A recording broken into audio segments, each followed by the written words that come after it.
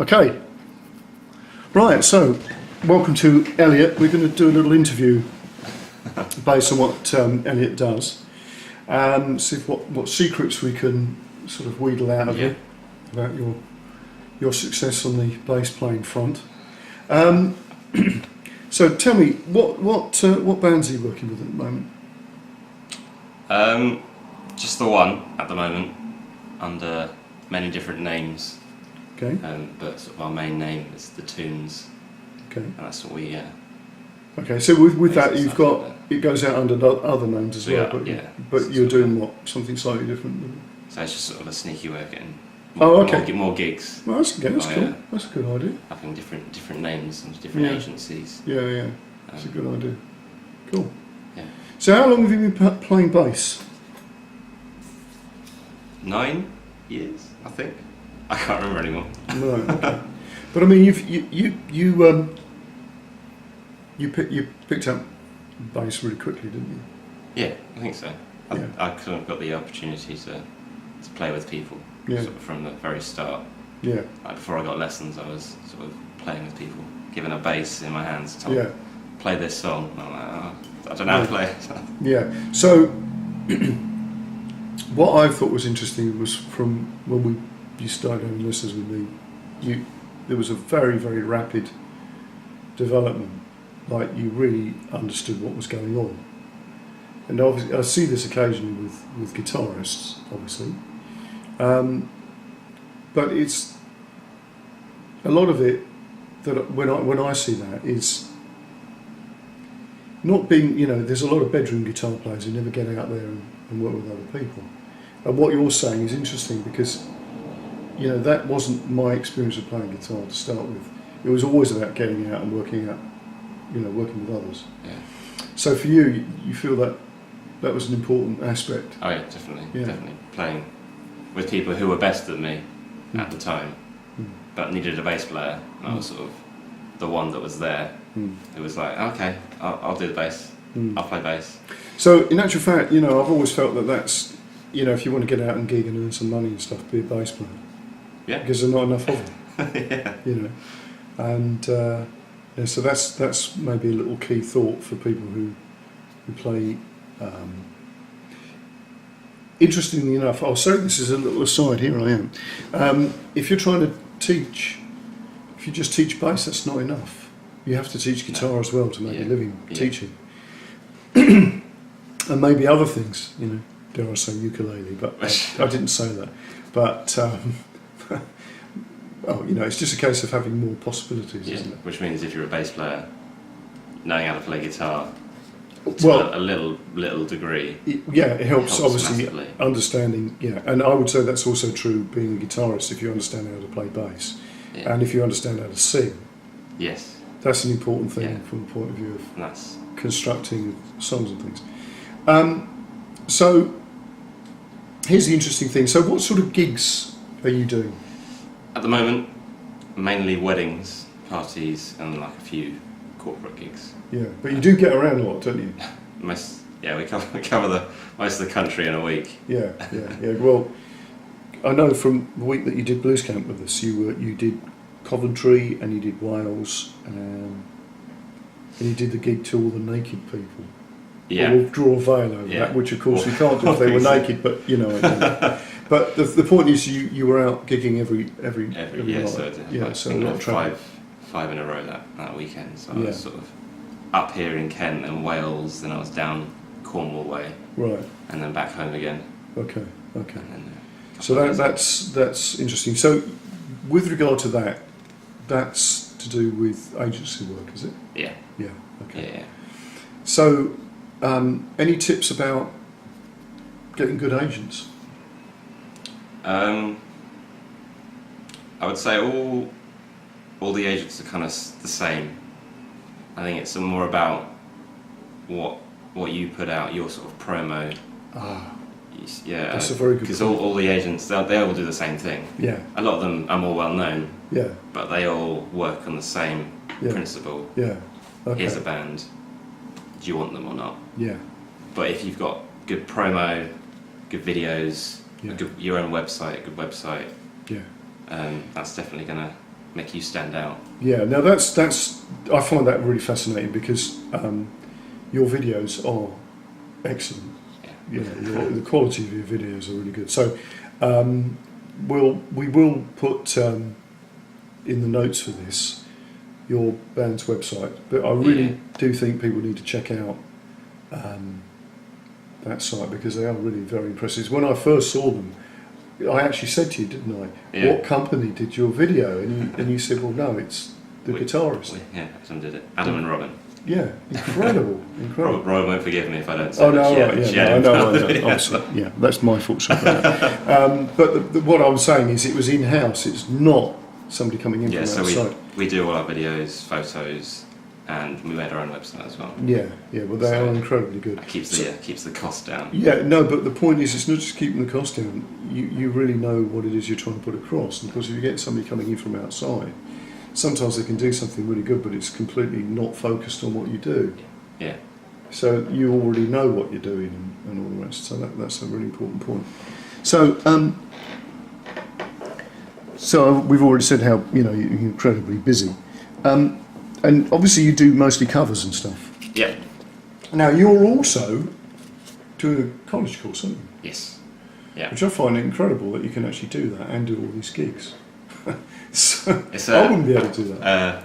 Last year was interesting because I was sort of there 5 days a week doing the course, and I sort of have a gig on the Friday after I'd been in London, so I'd have to zip home, get my gear, then go to a gig. Yeah. And then do some gigs that weekend, and then start again Monday morning at 10 a.m.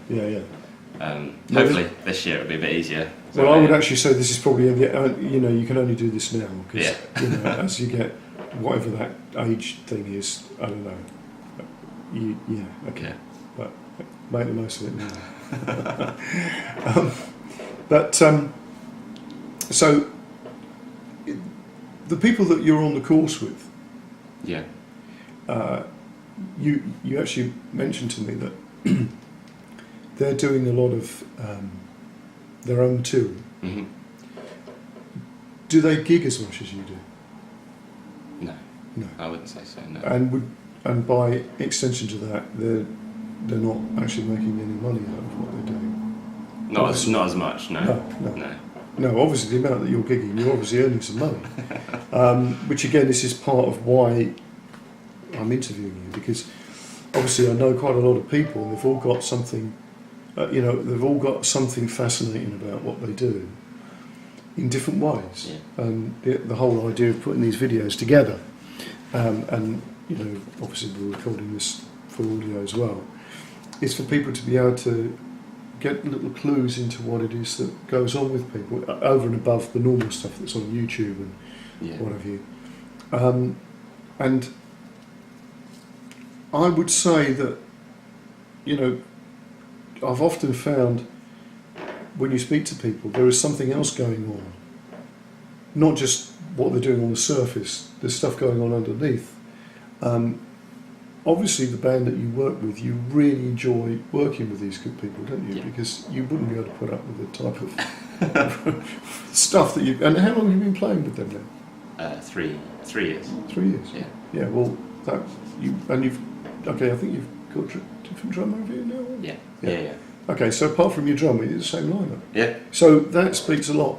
Yeah. That says a lot, it's like I'm still working with some of the same people that I've worked with for 20 years. It makes a massive difference, enjoying the company of the people.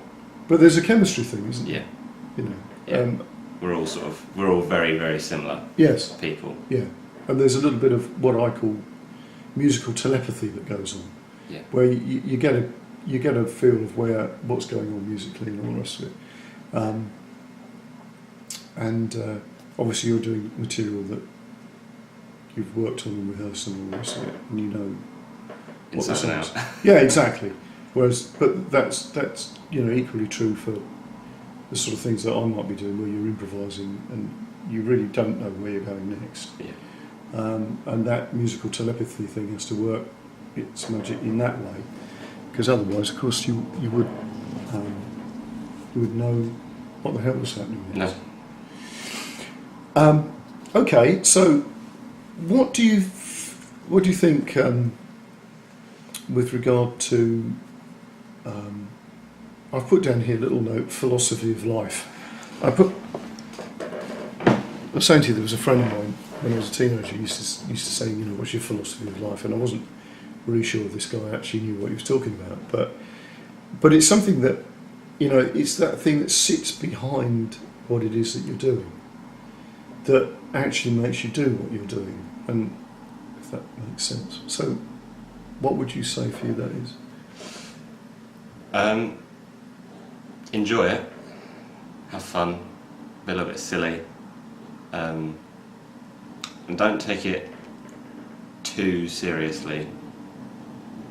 Obviously, take it seriously in the way that you want to do this as a job, you want to make money, you want to do a living, but don't be that guy that's taking it way too seriously, that's no longer fun to play with. You want to enjoy it, and you don't want it stressful, you don't want any of that. You just want to have fun and do something that you love. I can see that. It's only music. It's not. It's not diffusing a bomb. You know, I've actually, yeah, exactly. I've you know, I've often said that, you know, life's too important to be taken seriously, because it's a similar sort of attitude, you know, and the whole education system. You know, if you're involved in going into schools and stuff, which I do and have done over the years, you just think, my God, it's just ridiculous what's happening. It's got worse, you know. Because what has actually happened with what I've seen with the education system is the psychological connections that are made within the education system is much more rigorous now. And kids are really being straitjacketed in the way that they believe that this stuff is so important. And obviously, you know my thoughts on this, in that, you know, the whole area of what we understand as the workplace is going to change radically because of technology, basically. And that's the bit that I think that, you know, if you're doing something that's an entertainment value, you've got to enjoy what you're doing. Otherwise, people will not enjoy it. People who are watching you, exactly. They sense that everything that you put out when you're playing, the people watching you feel it. Yeah. They feel every note. Yeah, exactly. One other little point I forgot to ask you earlier on, but what actually got you interested in playing? I was in a music lesson, and I always enjoyed music. Music teacher always told my parents he's got something, like he understands music. Before you played it? Before I played it. So I always had you'd have keyboard lessons, and there'd be the kids always pushing the DJ button. Woo! But you'd be making but something. I'd be the one sort of concentrating and like really enjoying it and understanding it. And then sort of I got to, I think it was the end of year 9, and there was like a band without a bass player. So and the music teacher went, Elliott, here's a bass. Why don't you go play and let the guitarist show you what to do? So sort of the combination of the music teacher and my best friend who played guitar sort of got me interested in bass, and then I went away that summer in between year 9 and GCSEs and got bass, and then got lessons. And it really sort of from there I was just every day. Well, it is, isn't it? It's just putting time. Just doing it. You know? And this is what I think it's important for people to realise. And again, we're in a culture where nobody wants to work on anything. Everything needs to be instantaneous. But of course, I think they'll get to a certain point where people realise, actually, hey, hang on a minute, you know, this isn't serving me at all. And maybe that's the strange sort of spin-off of the sort of blogging and vlogger type characters, that there are people out there making something happen, even if it is like, hey, look, you know, this is the new shoes I've bought or something. This is how to put your makeup on or whatever. But at least it means that people, they can see that there's something other than what they've been. Yeah, that's great. Well, I think that's been very useful. I don't know how long that was, but I'm sure there's a lot of stuff in there, pointers and things. So we'll put up some stuff in the notes how people can contact your band and stuff, links to your site. Definitely, you should check out the Toons website. We've got loads of stuff on YouTube as well. Yeah, definitely, because it gives you a good idea of what you can do yourself if you're not that au fait with that. And it's good. Thanks for that. It was good. Yeah. Thank you.